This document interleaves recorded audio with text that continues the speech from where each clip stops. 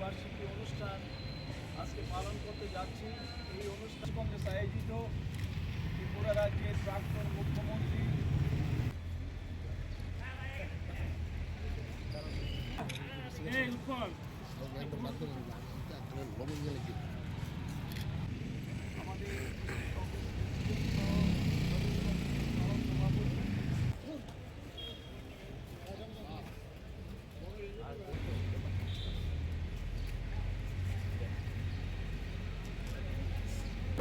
সতেরোতম মৃত্যুর পুণ্যতিথি।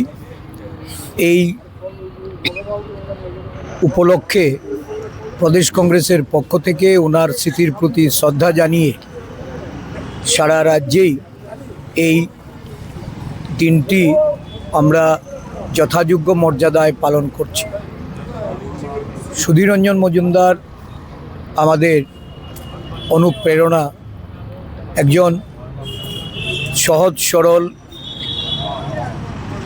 সমাজ সেবক হিসাবে এই রাজ্যের সাধারণ মানুষের যেমন উনি প্রিয়জন ছিলেন, সমস্ত কংগ্রেস কর্মীদের একজন গর্বের মানুষ হিসাবেও আমরা ওনাকে পেয়েছি। ওনার রাজ্যের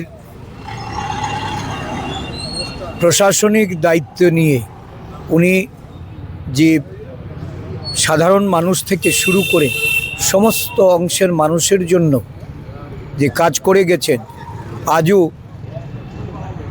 এই রাজ্যের মানুষ ওনাকে শ্রদ্ধার সঙ্গে স্মরণ করেন এবং বর্তমান রাজনীতিতে এই সহজ সরল মানুষটিকে আমরা অনুভব করি যে যেভাবে আজকে রাজনীতিতে দুর্বৃত্তায়ন বা দুরুপয়োগ চলছে, যে প্রশাসন আজকে সাধারণ মানুষকে নানাভাবে তাদেরকে ন্যায় বিচার পাইতে বা তাদের বিভিন্ন সুযোগ সুবিধা প্রদানে দলবাজি স্বজন পোষণের মধ্য দিয়ে চলছে, এতে সুধীরবাবু একটা দৃষ্টান্ত যে উনি দলমত নির্বিশেষে কাজ করে গেছেন।